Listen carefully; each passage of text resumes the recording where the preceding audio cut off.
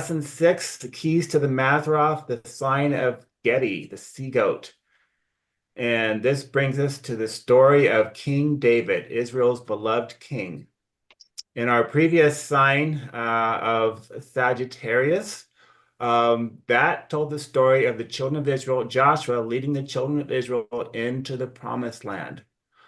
And now there came a time when the elders came to Samuel and they wanted to have a king like everybody else. And this is the theme of our next Mazzaroth sign. Okay, let's familiarize ourselves with the layout of the heavens. So here we have Capricorn, the head of a goat and the tail end of a fish. And the minor constellations for this sign is Aquila right here, Sagitta, the arrow flying right through the eagle and past it. And then we have Delphinus. That's the Latin for dolphin, but what I have learned that in Hebrew, this is dalaf, and it means to weep of tears. And so that's something completely different, but this completely and totally relates to the story of King David and his life. Okay, so those are the minor constellations, and then this is the zodiacal constellation. All right, so the biblical interpretation of Capricorn, the sea goat, the mansion of the kings. So in astrology, Capricorn has always been regarded as the mansion of the kings. And that's in the book Star Names of the Lore and Meaning by Richard Hinckley Allen. And as such, Capricorn marks the beginning of the reigns of the kings of Israel. Now let's look at our chart over here and the various Hebrew elements that are associated with this sign of Gedi. Gedi means a kid, a young wild goat, meaning to cut off. Okay, that's going to be very significant in this story.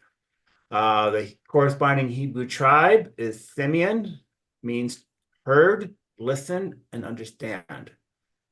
The Hebrew month associated with the sign of Gedi is Tebet, and it means sinking, immersing in goodness. And the all significant Hebrew letter association with this sign is the letter Chet, which implies a wall or a fence or a gate. Protection, also life, is implied by this Hebrew letter Chet. And it has a value of 8. Here is the paleo version of this letter. And as you can see, it looks like a wall or a gate or a fence. And this is going to be very, very prominent in the story of King David, as you will soon find out.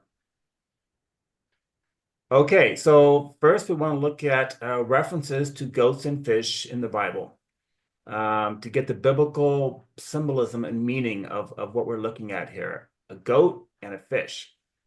Capricorn is a composite creature with the head and upper body of a wild goat and the tail of a fish.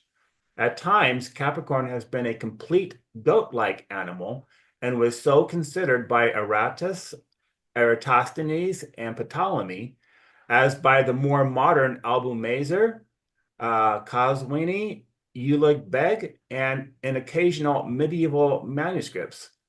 It was thus shown on some Egyptian zodiacs. In the Babylonia, the goat and the fish both were complete and occasionally used together for the constellation. That's also from Star Names of the Lore Meaning. So this hasn't always been this combination. So I believe there were probably 2 separate constellations here, the goat and the fish, or maybe it is a unification of the 2. Either way, the symbolism is the same. We have the fish and all that it implies and the goat.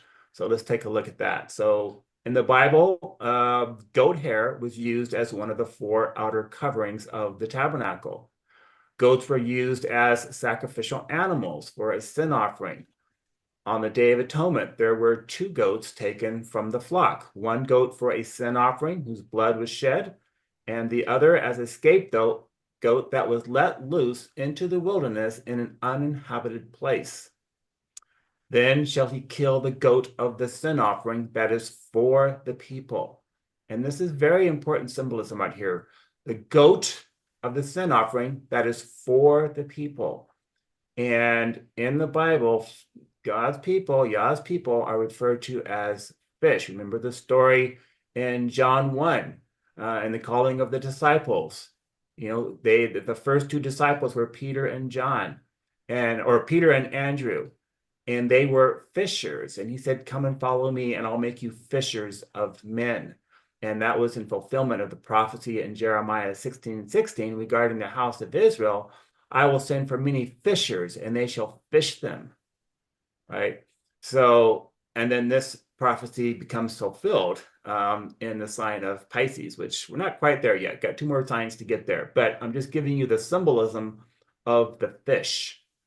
Okay, so this is the sin offering that was slain for the people, identifying himself with his people. And so, in this sense, this combination of the goat and the fish work really well because he's identifying himself with his people, which are symbolized by fish.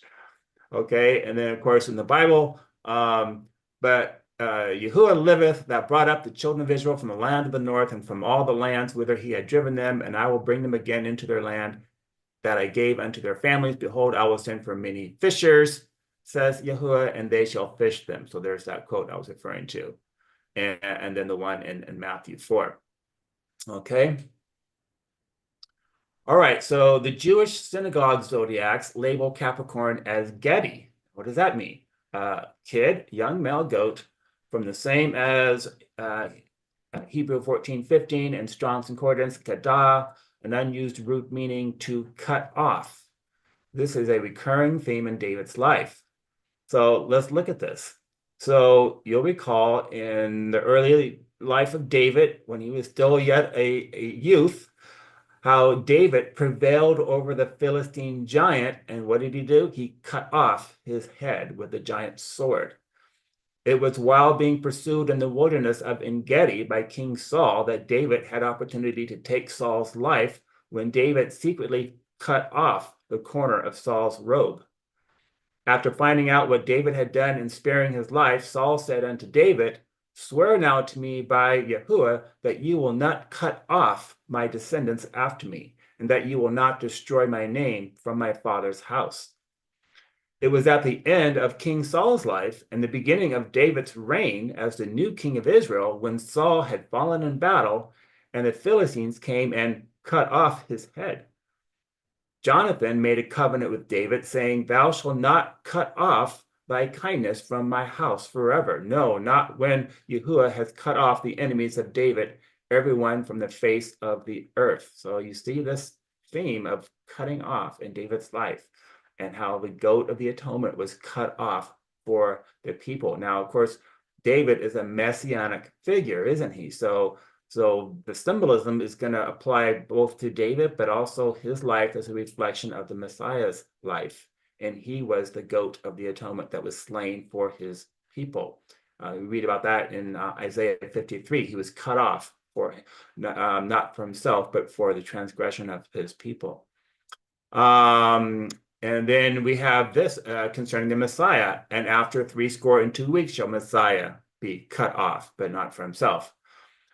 He was taken from prison and from judgment, and who shall declare his generation? For he was cut off out of the land of living for the transgression of my people. So there's that reference there. And then the following verse ties our whole study together beautifully. "In that day there shall be a fountain open to the house of David and to the inhabitants of Jerusalem for sin and for uncleanness. And it shall come to pass in that day, says Yahuwah of hosts, that I will cut off the names of the idols out of the land, and they shall no more be remembered. And also I will cause the prophets and the unclean spirit to pass out of the land." Okay, next slide. All right, so now let's take a closer look at this name, Capricorn. If we break it down, it's two Latin words that are joined together to form the word Capricorn. So Capricorn is a composite creature, of course, having the head and upper body of a goat and the tail of a fish. It is made up of two Latin words, capri, meaning he-goat, and corn, meaning grain or seed. In the Bible, corn is generally used to refer to grain, and with its many seeds symbolizes fertility. In the sign of Virgo, the virgin, which was Sarah, she held in her left hand a corn of wheat, representative of the seed of Abraham, which Yahuwah promised that he would multiply as the stars of heaven for a multitude. The Hebrew word for fish is dagah, and it conveys the same idea of fertility, to spawn, become numerous, to grow, to multiply, to increase. And so you can see why the fish symbol is very applicable to the seed of Abraham, which Yah had promised to grow, to multiply, and to increase as the stars of heaven. The picture we have in Capricorn then is a kid of the goats being offered up as a sin offering for the seed of Abraham, the children of Israel, represented by the fish. Thus, Yahusha was not only the Capri, the goat, for a sin offering, but he was also the corn. He was the grain of wheat that fell into the ground and died to produce a glorious harvest of ripening grain for the heavenly garner. Yahusha said, "Verily, verily, I say unto you, except a grain of wheat, fall into the ground and die, it abides alone. But if it dies, it brings forth much fruit." And here we have one of these wild goats at Gedi on the western shore of the Dead Sea. Beautiful picture of this goat here. Okay, now this is pretty cool. I love this. So again, when David fled from Saul, he fled to, when Saul was pursuing him, and he went to Engedi. And this is right along the western shore of the Dead Sea. So now Engedi means the fountain of the young goat or kid. And David went up from there and dwelt in the strongholds at Engedi. And it came to pass when Saul was returned from following the Philistines that it was told him, saying, "Behold, David is in the wilderness of Engedi." Remember, the name for this sign of Capricorn in Hebrew is Gedi. And it was at Engedi where this story unfolds concerning David and Saul. Was pursuing David. Then Saul took 3,000 chosen men out of all Israel and went to seek David and his men upon the rocks of the wild goats. Now, it's also interesting to me that at Engedi you have these wild goats. We just had a picture of it in the last slide, and they are right along the Dead Sea. You might refer to them as sea goats. Which is the name Capricorn. Capricorn means sea goat. And so here you have this combination of a sea and these goats and this very well-known story concerning King David and Saul. So now I'm going to take about 2 or 3 minutes here, and I want to share with you a couple of video clips from this beautiful oasis along the western shore of the Dead Sea in Gedi.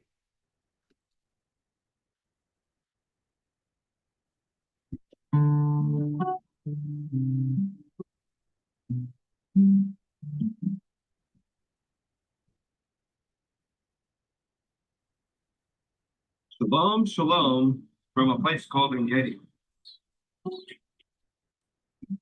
Gedi is a place of oasis. We're walking up this trail that leads to the third or final waterfall here. It's a wonderful place, a hot place, and yet with plentiful water, it's a place to cool off. This is the reason why David was here in 1 Samuel chapter 24. King Saul was pursuing him.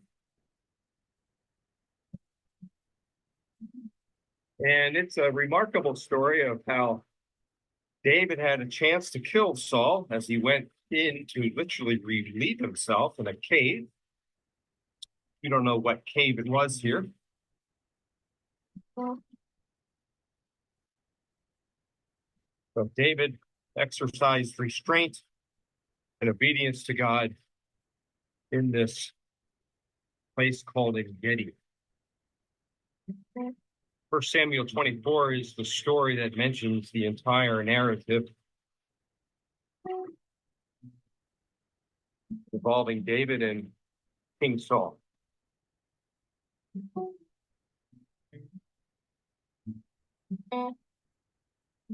Even Okay, here is the next one. Tobias reads a little old-fashioned. He listens, puts his head down, does the work. Funding full day.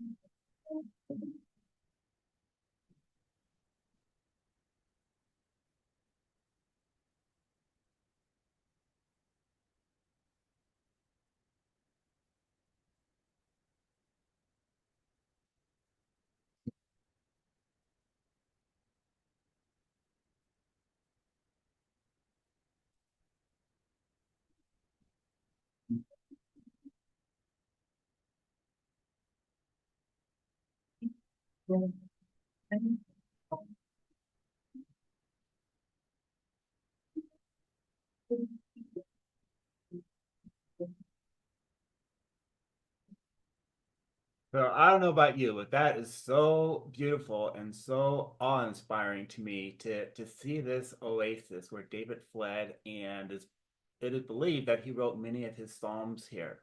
And you can see why it's so peaceful and beautiful and quiet and serene, and just all the water coming out of there from natural springs.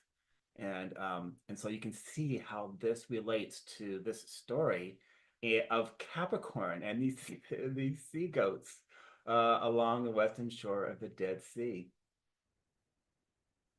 to walk through the piers, fields. Hold on. Gotta fix this. There we go. Okay, our next slide now, moving on. David's association with the goat. So let's see how David is associated with this goat, because who would think that Capricorn, the sea goat, would have anything to do with David, but it does. So David was a shepherd of sheep and goats. When David was first brought before King Saul, he was accompanied by a young goat. Quote, wherefore Saul sent messengers unto Jesse and said, send me David thy son, which is with the sheep. And Jesse took an ass laden with bread and a bottle of wine and a kid, that's a young goat, and sent them by David his son unto Saul. So there you go. The first time David appears before Saul, he shows up with a goat. And this is a term, I don't know if it was used back then, but today, when we refer to someone famous um, um, Jordan, in basketball, he's referred to as the GOAT because he's the best in that field, right? And David, he was the greatest king that Israel ever had, followed by probably Solomon. But he was the greatest king. So in a sense, he was the GOAT. Um, and then here, David's wife, Michal, took an image and laid it in the bed and put a cover of goat's hair for his head and covered it with clothes. So now here, David is being disguised with goat hair. Here's this connection with David and a goat. Now, you've probably heard of the mythological god Pan, and of course, I don't adhere to these mythologies, but I do believe they're based upon real events that this got horribly Hellenized and perverted and changed around and that sort of thing. But there is a very close association between the Greek mythological god Pan, considered to be Capricorn, and King David. So let's take a look. So Pan, he was half man, half goat, who played the panpipe. Okay. David had disguised with goat hair, and the panpipe was known as the shepherd's pipe. Remember, David was a shepherd. And it says, which King David played at the coronation of his son Solomon. David composed the 5th Psalm for the panpipe. So isn't that interesting? Pan was the god of shepherds and flocks. David was a young shepherd boy who tended his father's flocks. Pan was the inventor of musical instruments and a skillful musician. David was a skilled musician at playing the harp to calm the nerves of King Saul. And Pan loved to dance, though his dancing was considered crude and immoral. Do we have a correlation here with David? Yes, we do. David's dancing before the ark after its return to Jerusalem considered to be crude and immoral. Quote, and as the ark of the Lord came into the city of David, Michal, Saul's daughter, looked through a window and saw King David leaping and dancing before Yahuwah, and she despised him in her heart. Then David returned to bless his household, and Michal, the daughter of Saul, came out to meet David and said, how glorious was the king of Israel today, who uncovered himself today in the eyes of the handmaids of his servants, as one of the vain fellows shamelessly uncovereth himself. And David said unto Michal, it was before Yahuwah which chose me before thy father, and before all his house, to appoint me ruler over the people of Yahuwah, over Israel. Therefore will I play before Yahuwah, and I will yet be more vile than thus, and will be base in mine own sight. And of the maidservants which thou hast spoken of them shall I be held in honor. So isn't that amazing? So that's quite a correlation between Pan, who Capricorn is believed to represent, and King David, which is the real story, I think, is King David. Pretty interesting. All right, now in Tim Warner's revolutionary book, Mystery of the Mazzaroth, Prophecy in the Constellations, he points out the following. Capricorn, the goat fish, represents David's royal story from beginning, the upper body of a mountain goat, to end, the tail of a fish. It begins with his hiding out among the mountain goats of Gedi in this tiny oasis being hunted by Saul, who continued to reign for several years. It ends with the fulfillment of Yah's promise, the Davidic king of David's royal dynasty reigning forever, with David's old hideout transformed into Israel's premier fishing paradise. The whole land of Israel will become one big oasis. The springs of Gedi that today empty a small amount of fresh water into the Dead Sea are symbolic of the mighty river of healing water that will flow from David's throne in Jerusalem, in the Jerusalem temple, healing everything it touches, including the entire Dead Sea. So that's quite an observation. And I really do recommend this book. This is what got me turned towards doing research on the Mazzaroth and relating it to different events in the history of the children of Israel. It gives you a real basic foundation, but it was revolutionary when this came out, because previously to this book, the only thing you would read about is primarily, almost exclusively, the Gospel and the Stars, all New Testament primarily. Nothing about the children of Israel really at all.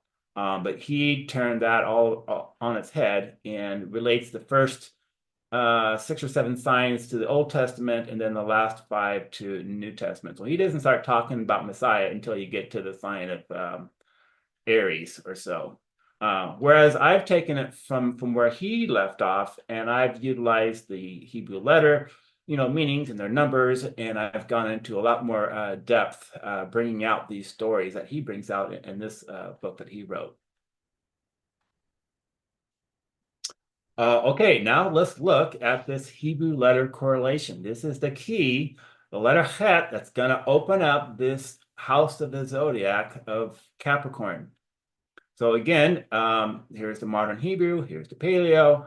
It has a value of 8, and it's the 8th letter of the Hebrew alphabet, and meaning a wall, gate, life protection. Okay, so let's see how the number 8 is going to correspond to King David. These are our clues. These letters gives you clues as to where to look in the story regarding the children of Israel, just like we did in our previous sign, Sagittarius, how it was represented by the Hebrew letter Zion. It had a value of 7.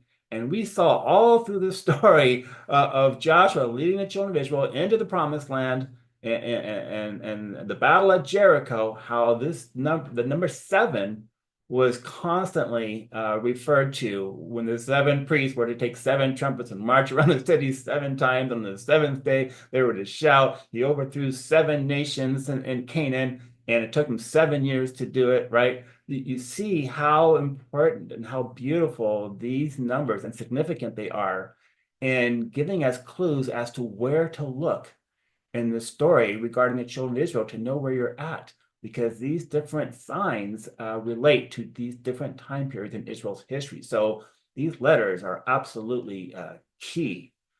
Okay, so in biblical numerology, 8 denotes a new beginning, a new order or creation. There were 8 people saved on Noah's Ark. The beginning of the reigns of kings of Israel marked a new era, a new beginning in their history. The number 8 on its side denotes infinity. Okay, well, to King David, Yahuwah promised, I will establish the throne of thy kingdom upon Israel forever. That's eternity. There shall not fail thee a man upon the throne of Israel. So there's our first connection of the number 8 and King David, very directly. And to the son of David, he shall be great and shall be called the Son of the Highest. And Yahuwah, Elohim, shall give unto him the throne of his father David, and he shall reign over the house of Jacob forever. And of his kingdom there shall be no end. Now check this out. It was in 1 Samuel 8 that Israel asked for a king. And this is where this story, this letter takes you right. I mean, in all of these signs, this letter, this number for these letters takes you right to the starting point for each sign. Remember, in our last sign of Sagittarius had the value of 7, and that story began just as Joshua was about to lead the children of Israel into Jericho, into the promised land, over the river. The first thing he saw was a man with his sword drawn, and he said, are you for us or are you for our enemies? Right? That was the starting point, was the sword, right? And here with David, the number 8, and there's going to be so many stories related to the wall and gates that I'm about to get to right here. So David was, so not only did the elders of Israel come to Samuel and ask for a king in 1 Samuel 8, but David was the 8th son of Jesse. Isn't that amazing? And there are 8 wives of David recorded in the scripture, 8 wives. Now, he may have had more, but there are only 8 that are specifically named in scripture. So here again, number 8, identifying with David. Now, let's look at these references to walls and gates concerning David. So Saul sought to smite David to the wall with a javelin, right? Remember that story. The Philistines fastened Saul's body to the wall of Bashan. And the shooters shot from off the wall upon thy servants, and some of the king's servants be dead, and thy servant Uriah the Hittite is dead. So you remember that whole story with Uriah, David wanting his wife Bathsheba, right? And then news came back when David had put him on the front lines of the battle, and the news comes from the wall. The shooters had shot from off the wall and killed Uriah. And then David receiving news of his son Absalom's death. And David sat between the 2 gates, and the watchman went up to the roof over the gate unto the wall, and lifted up his eyes and looked, and behold, a man running along. And the king was much moved, and went up to the chamber over the gate, and wept. And as he went, thus he said, O my son Absalom, my son Absalom, would to Yahuwah I had died for thee, O Absalom, my son, my son. It was over the gate when he was weeping. Now, here's this weeping I was talking about. And remember the minor constellation of Delphinus, which means to weep of tears. And here you have an example of this. Yahuwah is my rock and my fortress and my deliverer. For by thee have I run through a troop. By my Elohim have I what? I've leaped over a wall. This is David, and this is I'll repeat it again in one of the Psalms. I forget which one. But by my Elohim, I have leaped over a wall, directly associating this wall again with David. And the Platonists, how do you say that? Believed that the souls of men descended from heaven into mortal bodies through cancer, and when released, ascended to heaven through the stars of Capricorn. Hence, it was called the gate of the gods. So isn't that kind of interesting? Because again, this gate is being associated with Capricorn. This isn't using the letters at all, but according to the book of creation, these Hebrew letters were used to create these different zodiacal constellations. They were used to create these constellations. And so somehow they found out, they knew that the gate was associated with this sign. And then I found this. Now, so the lowest point that the sun travels in the winter solstice is Capricorn. That's as far as it goes. That's as far down as it goes. And then the sun begins to rise again. And that's right around December 21st, 22nd. And then 3 days later, it starts to head back northward. But the length of the day on the winter solstice, when the sun is in Capricorn at its deepest point, most southerly point, what's the length of time? 8 hours, 48 minutes, and 38 seconds. So you have the number 8 in each of those divisions of time, which I thought again was like, wow, it just keeps working out.